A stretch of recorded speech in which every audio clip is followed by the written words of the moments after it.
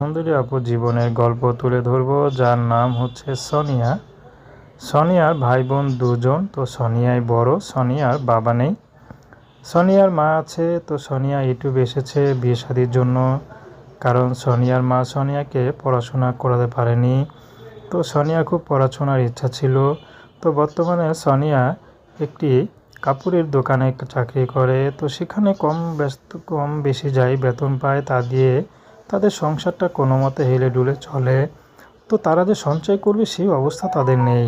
তো বর্তমানে সোনিয়াকে অনেকে বিয়ে করতে আসে, কিন্তু যৌতুক চায়। তো সোনিয়াকে জিজ্ঞেস করা হয়েছিল, আপনার যে সুন্দর জামা, তো আপনাকে তো ভালোই লাগছে, বা এত সুন্দর জামা যে কিনতে পারে সে আবার অসহায় নাকি?